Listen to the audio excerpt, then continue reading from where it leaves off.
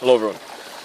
So today I'm going to touch on a topic which I probably should have done before my video, inauthentic and authentic historiology, which is basically inauthentic and authentic being. So yeah, to jump right into it,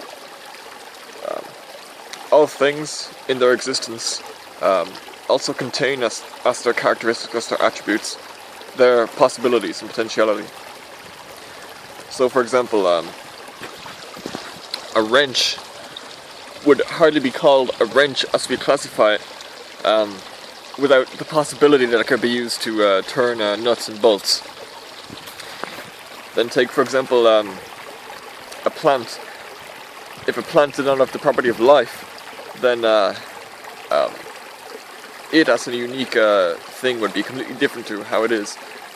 If we were to say, juxtapose all of the cells and what have you, if we were to create them artificially and make sort of an artificial plant out of the exact same substance as the ordinary plant, which somehow would not have life in a sense, if this was hypothetically possible as a thought experiment, it would not actually be a plant that we just created, of course. In as much as we understand that a sculpture, no matter how realistic, is not actually a real person. This indicates that possibility or potential is an inherent characteristic of being. Now, all potential is limited by sort of limitations of possibility. And in living things, that ultimate limit is death. So, from the time of René Descartes, there's been this dichotomy, this binary in philosophy regarding the res existentia and the res cogitans. The thinking things and sort of the unthinking material things, which itself harkens back to the sort of classical pagan view of the soul having three different parts, and human beings having the logos, which animals don't have, and animals having the thumos, which plants and ordinary things don't have, and what have you.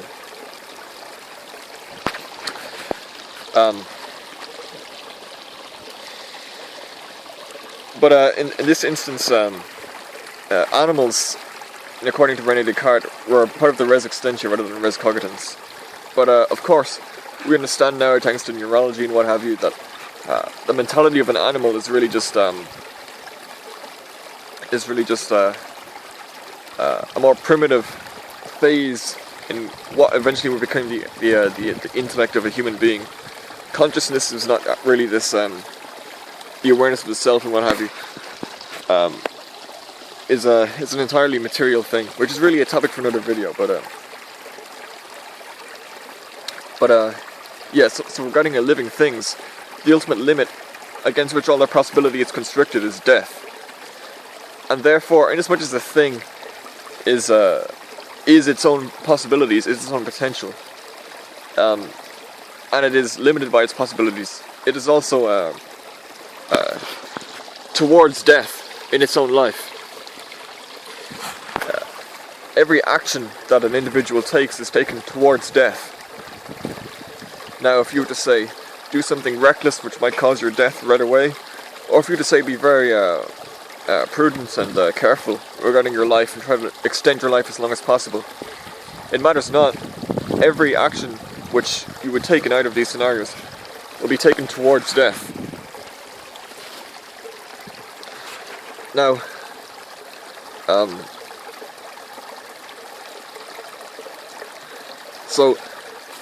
this harkens back to the inauthentic and authentic being, according to Heidegger, because to anticipate death and to act with the knowledge that what I'm doing is towards death frees an individual for authentic being, as opposed to the inauthentic way of sort of fleeing or falling from death, where a person tries to avoid death or else not to think about it, and acts oblivious to the fact that they are acting towards their own inexistence.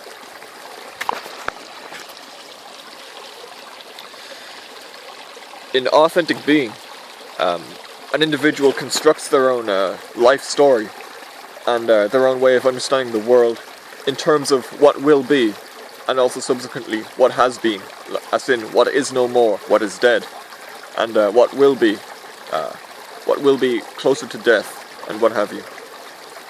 With the ultimate futural possibility being death itself. An inauthentic person, however, in order to deny death, and to ignore it, in other words, to deny it without confronting it, which is ignorance, they must construct their understanding of themselves and of their life and how best to live in terms of sort of a reaction to stimulus which is around them, to the present at hand world. And so the present is of course just a figment of our imagination. If of course you could say the same thing about time, but even within the context of time, there's never any point in time which can be said to be the present. Even the most minute nanosecond could itself be divided more and more, and this present at hand being is an illusion. Now the authentic being must be always towards death, because you cannot really be resolute in terms of the future without being resolute in terms of what is ultimately your inexistence, your death. And as I said in the previous video, this has great implications on history, the science of history, and also how we construct our own lives. So I recommend you watch the previous video, Inauthentic and Authentic Historiology. The next part I just wanted to mention was the connection between this being towards death and what Heraclitus referred to as polemos, which is the ancient Greek word for war. But to Nietzsche, this was Nietzsche being a pessimist. This was suffering, and to Heidegger, this was the Kampf, struggle. So war, struggle, suffering. These are all ways of referring to what is essentially originary struggle. That's the form of struggle which sort of mirrors out and informs all of the other sort of ways of life of each individual, which is always a form of struggle. So, in terms of, say, that go back to that res extensia and ordinary things, which do not die in a sense, a material thing emerges, it changes. There's of course that universal law of matter, always changing forms whenever being created or destroyed.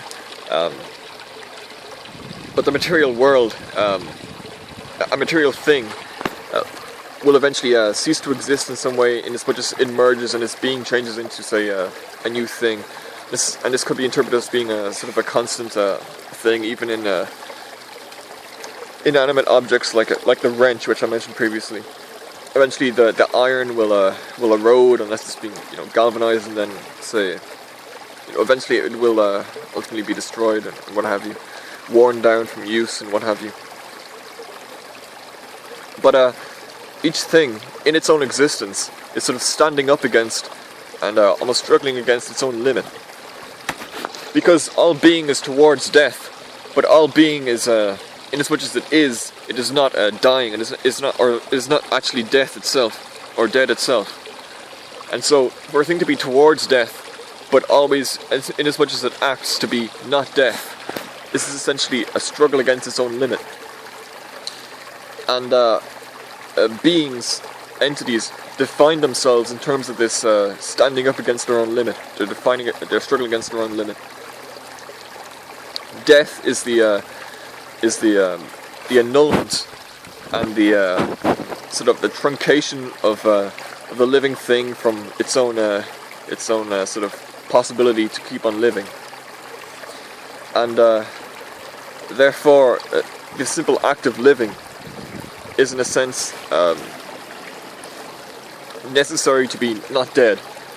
If a thing at any point stopped having characteristics and stopped having behavior and stopped acting, it would of course then be dead. And it would become part of the res extensia as opposed to that res cogitans.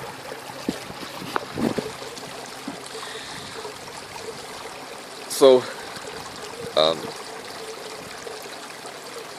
yeah, in as much as we are always struggling, it is impossible to not be struggling in some sense.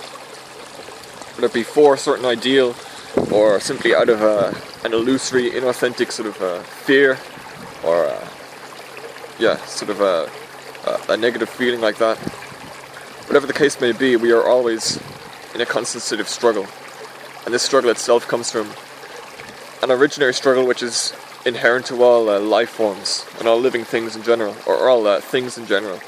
Because even an inanimate object will be sort of standing up against its own limit, in the same sort of sense, just without consciousness. So yeah, that's all I wanted to say on that point.